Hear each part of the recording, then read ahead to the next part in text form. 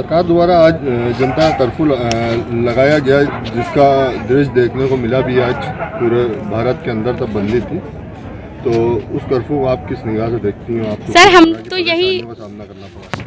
Sir यही परेशानी हुई कि यहाँ पे जो प्रोटेस्ट में औरतें बैठी हैं उनको खाना भी नहीं मिल पा रहा है, कोई आ नहीं पा रहा है, कोई जा नहीं पा रहा है। जो गरीब मजदूर हैं उनको वो वहाँ पे अपनी दिहाड़ी नहीं ले पा रहे हैं। उन्होंने कहा ज़रूर है 1000 देंगे, लेकिन उन्होंने 15 लाख का भी तो वादा किया था, अभी तक नहीं पूरा किया। तो 1000 का कैसे पूरा कर देंगे? वो कैसे भूखे बच्चे जो मजदूरी करके जाता है और अपने घर में बच्चों का पेट पालता हैगा, वो कैसे अपने बच्चों का पेट पालेगा? एक दिन जो ना कमाए वो घर में बच्चों को खर्चा नहीं चला सकता हैगा। और यहाँ पे जो औरतें बैठी हैं इनका बस साजिश ये है कि ये प्रोटेस्ट कैसे ख़त्म किया जाए। हवा बना दिया है कोरोना वायरस का। हम लोग मोमिन हैं, हम लोग नहीं डरने वाले कोरोना वायरस से। हम कफन बांध के आए हैं, हम लोग यहीं पे शहीद होंगे इंशाल्लाह। हम लोग यहाँ से हटने वाले में से नहीं है। ये तो हमारी सरकार ही बता सकती है सर। हम तो यहाँ अपना शांतिपूर्वक धरना प्रदर्शन कर रहे हैं, लेकिन इनका कर्फ्यू ये मानते हैं कि जब कर्फ्यू लगता है, हमने तो यही सुना है कि कोई घर से नहीं निकल सकता। इन्होंने अपनी खुशियाँ भी जाहिर करी तो प्रशासन ने उनको नहीं रोका। ये तो हमारे प्रधानमंत्री पता नहीं कौन से आर्डर देते हैं अपने पुलिस को। अब दूसरी चीज़, हमें जो मदद मिल रही थी भाइयों से, अब कोरोना का आड़ लेके जो ये सोच रहे हैं कि हम भूख से या बहुत परेशान होके हट जाएंगे, हमने ये बात पहले भी कह दी थी आपसे, चाहे मर जाए हम हटेंगे नहीं।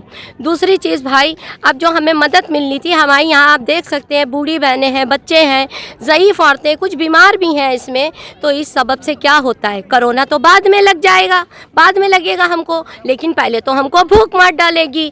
और हम उन भाइयों के लिए भी अपील करते हैं जो बेचारे रोज़ का रक्षा चलाते हैं और सब्ज़ी बेचते हैं, ठेले लगाते हैं, जो रोज़ के 100-150 रुपए कमाते हैं, जिनके घर में बाद में चूल्हा जलता है तो वो खाना खाते हैं। अब उनका तो सारा कारोबार ठप यहाँ पे है। अब यह बताइए, जो इतनी देर का जो कर्फ्यू लगा दिया, उनके घरों में क्या हमारे प्रधानमंत्री ने पैसे भेज दिए हैं चूल्हा जलवाने के लिए? उनके घरों में खाना भेज दिया है?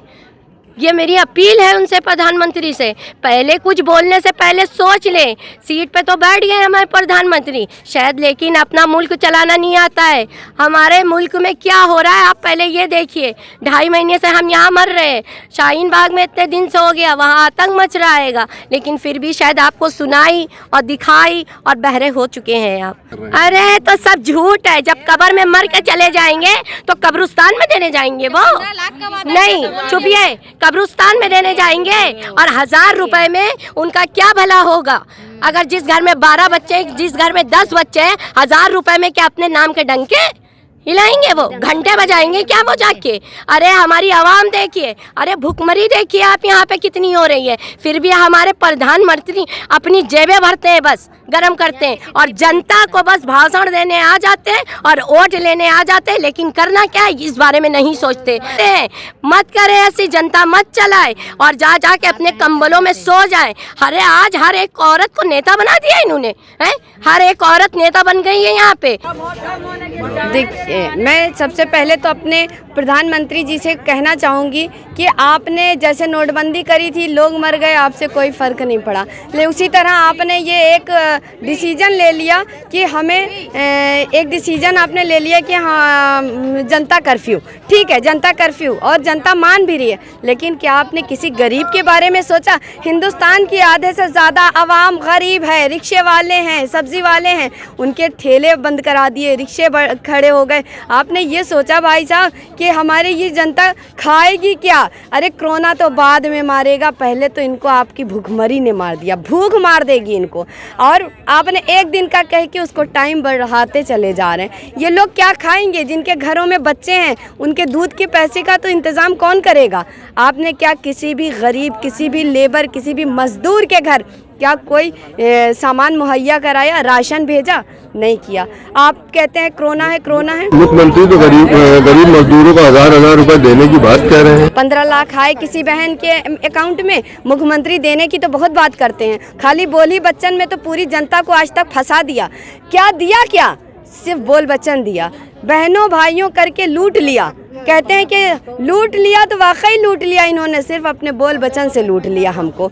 और किसी भी बहन, जो यहाँ मेरी बहनें आज रात से हैं, आप हमारी बात करते हैं ना कि हमने तो आपकी कहते हैं ना कि आपने हमारे ऊपर आदेश दिया और हम उसको मान भी रहे हैं, हम यहाँ रुके हैं, रात से हमारी बहनें भी यहाँ पे टिकी हुई हैं, लेकिन एक आपका ही सांसद की गाड़ी 1090 चौराहे पे घूमती हुई पकड़ी गई, जो ये कह रही है कि हम दूध लेने निकले। हम उनसे पूछना चाहते हैं भाई साहब, क्या सारे नियम कानून हमारी आम जनता के लिए है, हमारे जैसे आंदोलनकारी बहनों के लिए हैं? जो लखनऊ में वो भी सांसद साहब भी हैं, जो स्वामी जी हैं वो भी तो हैं, जो उनकी गाड़ी, उनका ड्राइवर, उनके लोग बाहर निकल के पूछा, एक मीडिया भाई पूछता है कहाँ जा रहे हैं, तो पता चला दूध लेने जा रहे हैं। ये बताइए, जब सारे लोगों के लिए दुनिया बंद है तो उनके लिए क्यों खुली है और वो क्यों टहल रहे हैं? तो आपका कानून तो आपके लोग नहीं मानते हैं, हम तो फिर भी मानते हैं, अपनी जगह पे रुके हुए हैं।